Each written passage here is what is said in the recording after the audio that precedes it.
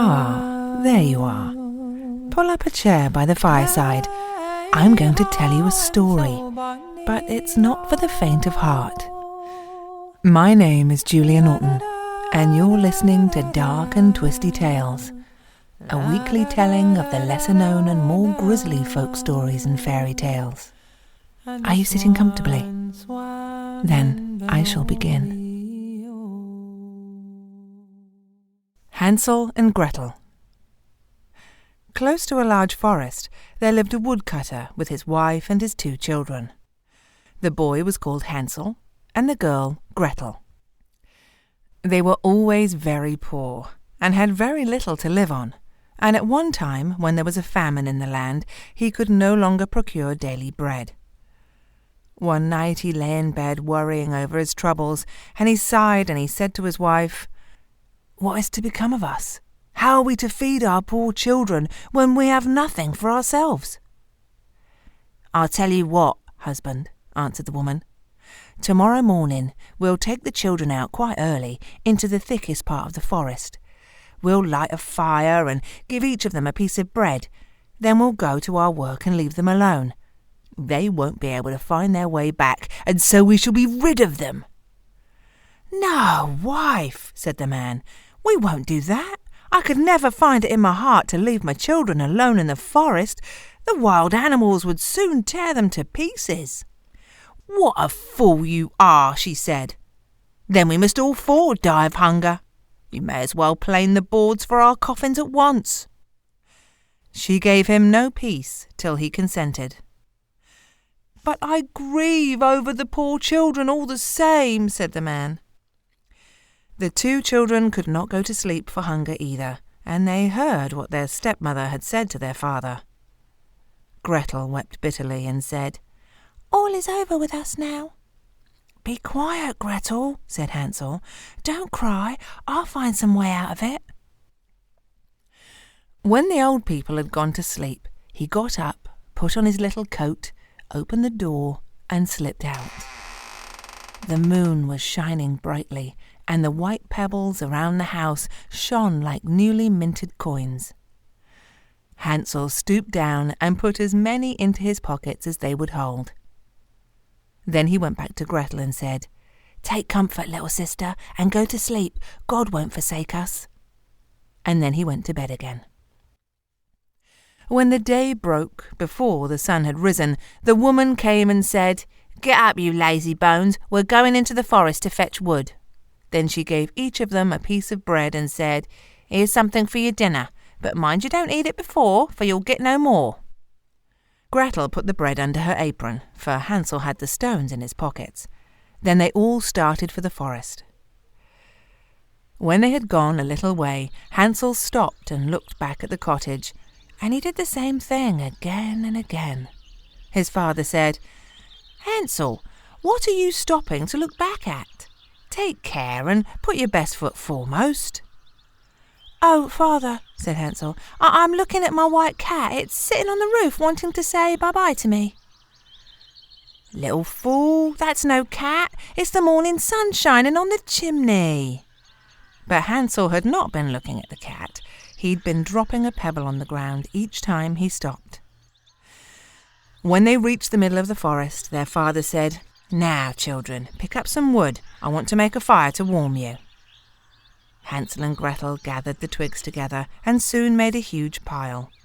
Then the pile was lighted, and when it blazed up, the woman said, "Now, lie down by the fire and rest yourselves while we go and cut wood. When we have finished, we will come back to fetch you." Hansel and Gretel sat by the fire, and when dinner time came, they each ate their little bit of bread. And they thought their father was quite near, because they could hear the sound of an axe. It was no axe, however, but a branch which the man had tied to a dead tree, and which blew backwards and forwards against it. They sat there such a long time that they got tired. Their eyes began to close, and they were soon fast asleep. When they woke, it was dark night. Gretel began to cry. "How shall we ever get out of the wood?" But Hansel comforted her and said, Wait a little till the moon rises, then we'll soon find our way. When the full moon rose, Hansel took his little sister's hand, and they walked on, guided by the pebbles which glittered like newly coined money. They walked the whole night, and at daybreak they found themselves back at their father's cottage. They knocked at the door, and when the woman opened it and saw Hansel and Gretel, she said, "You bad children, why did you sleep so long in the wood?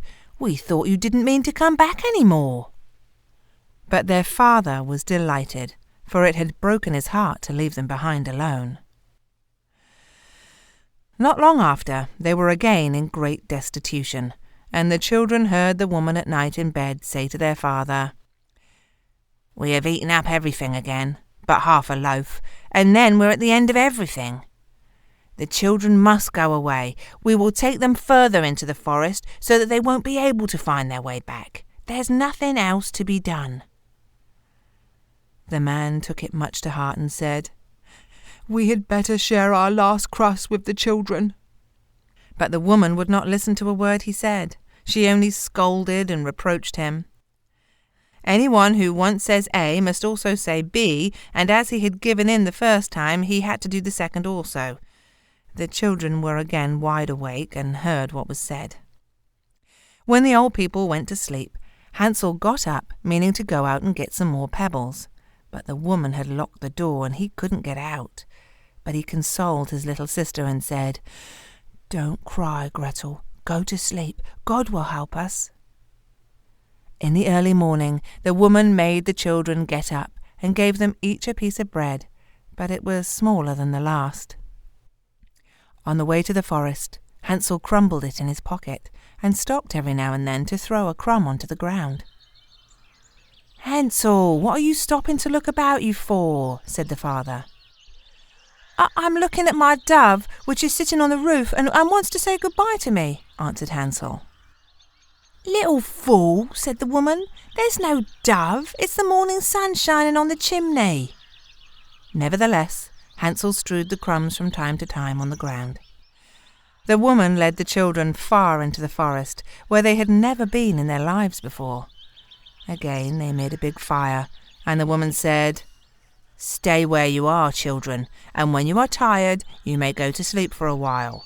We are going further on to cut wood, and in the evening, when we have finished, we will come back and fetch you." At dinner time, Gretel shared her bread with Hansel, for he had crumbled his up on the road. Then they went to sleep, and the evening passed, but no one came to fetch the poor children. It was quite dark when they woke up, and Hansel cheered up his little sister and said, "Wait a bit, Gretel, till the moon rises, then we can see the breadcrumbs which are scattered to show us the way home." When the moon rose, they started, but they found no breadcrumbs, for all the thousands of birds in the forest had pecked them up and eaten them. Hansel said to Gretel, "We shall soon find the way," but they could not find it. They walked the whole night and all the next day from morning till night, but they could not get out of the wood. They were very hungry, for they had nothing to eat but a few berries which they found. They were so tired that their legs would not carry them any further, and they lay down under a tree and went to sleep. When they woke in the morning, it was the third day since they had left their father's cottage. They started to walk again, but they only got deeper and deeper into the wood, and if no help came, they must perish. At midday, they saw a beautiful snow-white bird sitting on a tree. It sang so beautifully that they stood still to listen to it. When it stopped, it fluttered its wings and flew around them. They followed it till they came to a little cottage, on the roof of which it settled itself. When they got quite near, they saw that the little house was made of bread, and it was roofed with cake. The windows were transparent sugar. "This will be something for us," said Hansel. "We'll have a good meal. I will have a piece of the roof, Gretel, and you can have a bit of the window. It will be nice and sweet." Hansel stretched up and broke off a piece of the roof to try what it was like. Gretel went to the window and nibbled at that. A gentle voice called out from within. Nibbling, nibbling like a mouse, who's nibbling at my little house? The children answered, The wind doth blow from heaven to earth below, and went on eating without disturbing themselves. Hansel, who found the roof very good, broke off a large piece for himself, and Gretel pushed a whole round pane out of the window and sat down on the ground to enjoy it. All at once the door opened, and an old woman, supporting herself on a crutch, came hobbling out. Hansel and Gretel were so frightened that they dropped what they held in their hands, but the old woman only shook her head and said, Oh, dear children, who brought you here? Come in and stay with me. You will come to no harm. She took them by the hand and led them into the little house. A nice dinner was set before them, pancakes and sugar, milk, apples and nuts. After this she showed them 2 little white beds into which they crept, and felt as if they were in heaven. Although the old woman appeared to be so friendly, she really was a wicked old witch who was on the watch for children, and she had built the bread house on purpose to lure them to her. Whenever she could get a child into her clutches, she cooked it and ate it, and considered it a grand feast. Witches have red eyes and can't see very far, but they have keen scent like animals, and can perceive the approach of human beings. When Hansel and Gretel came near her, she laughed wickedly to herself and said scornfully, Now I have them, and they shan't escape me. She got up early in the morning before the children were awake, and when she saw them sleeping with their beautiful rosy cheeks, she murmured to herself, They will be dainty morsels. She seized Hansel with her bony hand and carried him off to a little stable, where she shut him up with a barred door. He might shriek as loud as he liked. She took no notice of him. Then she went to Gretel and shook her till she woke. Get up, little lazy bones. Fetch some water and cook something nice for your brother. He's in the stable and has to be fattened, and when he's nice and fat, I will eat him. Gretel began to cry bitterly, but it was no use. She had to obey the witch's orders. The best food was now cooked for poor Hansel, but Gretel only had the shells of crayfish. The old woman hobbled to the stable every morning and cried, Hansel, put your finger out for me to feel how fat you are. Hansel put out a knuckle bone, and the old woman, whose eyes were dim, could not see and thought it was his finger, and she was much astonished that he did not get fat. When 4 weeks had passed and Hansel still kept thin, she became very impatient and would wait no longer. Now then, Gretel, she cried, bustle along and fetch the water. Fat or thin, tomorrow I will kill Hansel and eat him. Oh, how this poor sister grieved. As she carried the water, the tears streamed down her cheeks. Dear God, help us, she cried. If only the wild animals in the forest had devoured us, we should at least have died together. You may spare your lamentations. They will do you no good, said the old woman. Early in the morning, Gretel had to go out to fill the kettle with water, and then she had to kindle a fire and hang the kettle over it. We will bake first, said the old witch. I have heated the oven and kneaded the dough. She pushed poor Gretel towards the oven and said, Creep in and see if it's properly heated, and then we will put the bread in. She meant when Gretel had got in to shut the door and roast her. But Gretel saw her intention and said, I don't know how to get in. How am I to manage it? You stupid goose, cried the witch. The opening is big enough. You can see that I could get in there myself.